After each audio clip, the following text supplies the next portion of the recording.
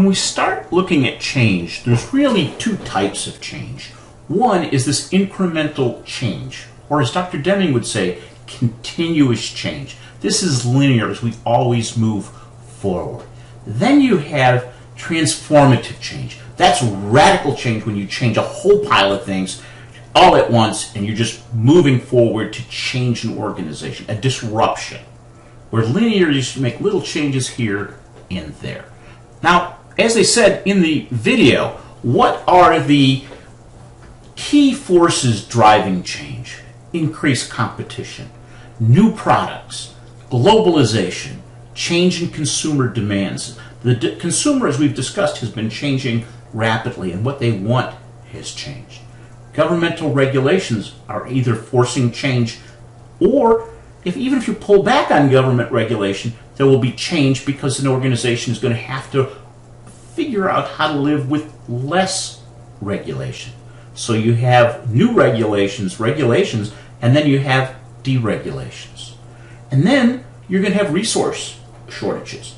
And that can include people. Very much now, that change is needed so that because you may not be able to find the employees that you need. Now, when we look at Lewin's model of organizational change, he suggests that there's really 4 steps in this process. And he's looking at it and say there's really these 4 steps that are always driving forces that push organizations forward to a new state, and restraining forces that try to maintain the status quo. He said they're pushing on each other, and as that equilibrium is going to be shifting, then we'll see change happen. And I think there we go. So you got these driving forces that are pushing in. The restraining forces here are pushing. These are obstacles to change. So the two of them are trying to come together, and it produces a current state. It's when it starts moving that we have a problem. And why do we have a problem? I'd suggest to you, why are people afraid of change? Basic answer, the unknown. People don't understand how they will be impacted by the change. And if you don't understand how it's going to be impacted, most people will revert to the position that they will be negatively impacted. Change is not good. They don't understand the benefit of the change or what life will be like after the change happens. And I think when we go back and keep going on this, we're going to see that one of the key roles for managers to be effective in change is to help people understand how they will be impacted. How will it benefit them? Then you have change, because we stay in this state of inertia that we like to do things the same way we always have. We're comfortable. It's not risky. It's safe. And we like that as individuals. When we look at the 4-step change model, and this is really, you diagnose what's going on.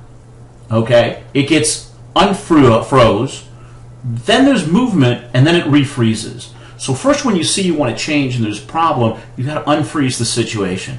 Then you're going to move it ahead and then rephrase it so that everything comes up. This diagnosis is before anything change. It's important to see what requires change and what it does, and then to set clear goals. When you're unfreezing, you're preparing the organization for change by causing a disequilibrium between driving and restraining forces.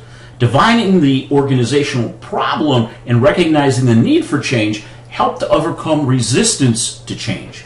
Formulate a change plan, identify ways of evaluating change outcomes, communication of the diagnosis, what's happening, and the importance of the change must persuade, influence the effective individuals and groups in order to get acceptance to support the change. Really support it.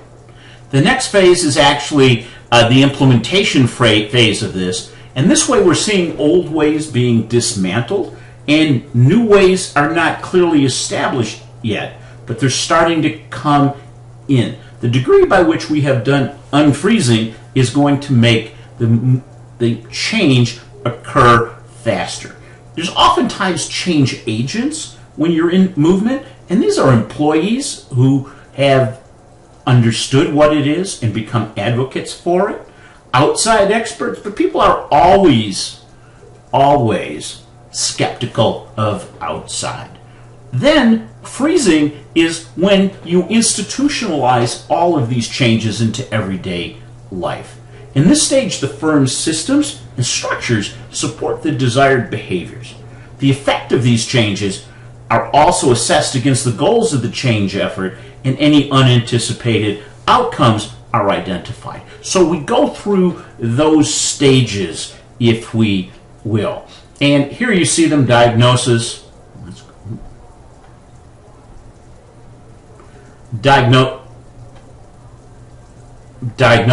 unfreezing, movement, and refreezing. Now, there's another phases that eight changes, segments of sequential changes that Kotter says. One is establish a sense of urgency. There is an urgency to change, okay? And without a sense of urgency, you don't move forward. So this is a matter, if you don't change, what could happen? Create a coalition. We talked about that previously, is the coalition. How do we move people forward? We bring people in so that they are part of this change. Develop a clear vision for the change. If it can be measurable, then it should be measurable. What will life be like after this change happens? What will be the benefit to me as an individual?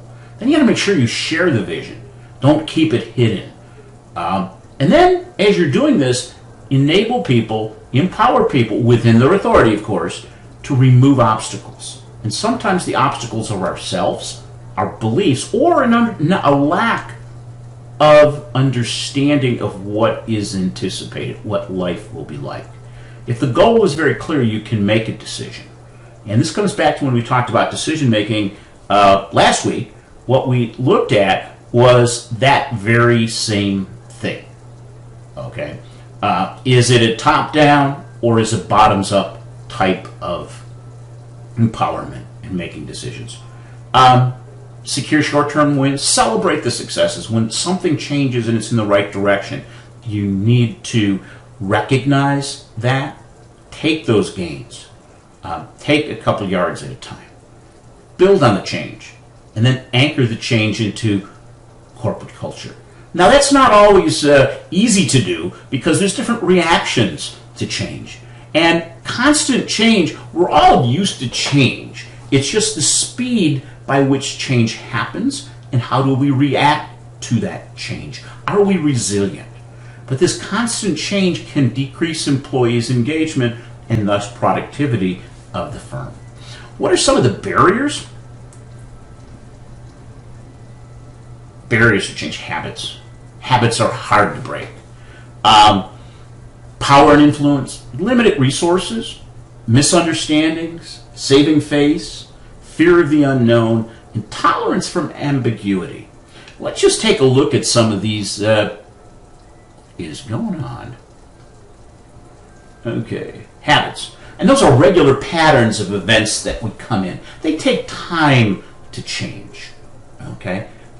Power and influence. People are likely to resist changes that threaten to reduce their power or influence. Think about that. I don't want to lose my power. Okay? Limited resources. There's not enough time or money or expertise to implement the change that we want. It stays in the way. Misunderstandings. This comes back to how clearly you have communicated the vision, understand what needs to be done, and been able to communicate it. And a lot of times it runs through the rumor mill, this is what has happened. So people don't necessarily buy into change because the story becomes very uncertain. Misunderstandings, which is bad. Saving face.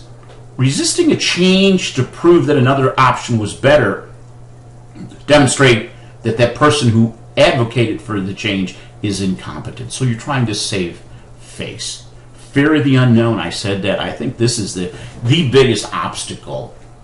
And that all comes back to communication of the vision. What life is going to be like. And again, some people are very comfortable with ambiguity and others are not. Go back to our personality traits that we talked about. And some people can deal with that, and others see it as being bad. It's threatening to them.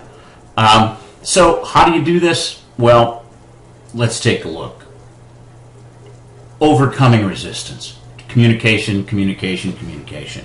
Ensure that staff and performance appraisals support the change. Because remember, what gets measured gets done, what gets measured well gets done well.